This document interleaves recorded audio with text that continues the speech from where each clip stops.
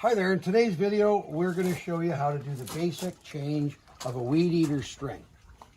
So what we have to, this is a particular model that we're going to have today is a Shindaiwa. We'll just use it as an example. They're all vary a little bit, but this will give you the basic idea of what you have to do. First of all, the line comes out of the end of the weed eater here. As you can see, we have no line anymore. So now we got to separate this from this because there's a spool under there. So what I'll do is, I've already got it half off. I'll just finish taking it off. And there's the spool underneath. So now what we got to do is we're going to remove the spool. And on one of the sides, it'll give us a direction. So what we're going to do is find out what direction it goes first. Okay, here it is here. So it's going to go counterclockwise. We'll put that back that way because that's the way it came out. Now I'm going to get some replacement line. And we'll go with about 20 feet. Somewhere thereabouts. That should do it there. That's not 20 feet. But... So now what we have to do is take the spool, and there's a hole down the center of the spool. What we're going to do is we're going to feed the rope in there. It's going to come out the other side.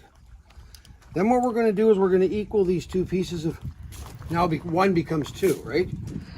So we want to have them fairly the same length. So there we are there. We'll pull that tight. And then what we're going to do is, here's the direction again. The way we're going to go. We're going to go that way. So we're going to start this one here, and then we'll catch up with the other one at the top, and we're going to wind them together. And when you're winding them, you want to wind them flat so that they don't cross one another. And if you do that, you won't have a problem with them tangling when they're coming out. Most of the time anyway. So we're almost there now to what we want. Okay, so now we're going to take this rope here, and there's a little slot cut in here. And we're going to pull it into there like so. And what that does is it stops it from moving. And then on the other side, there's another one for the other rope.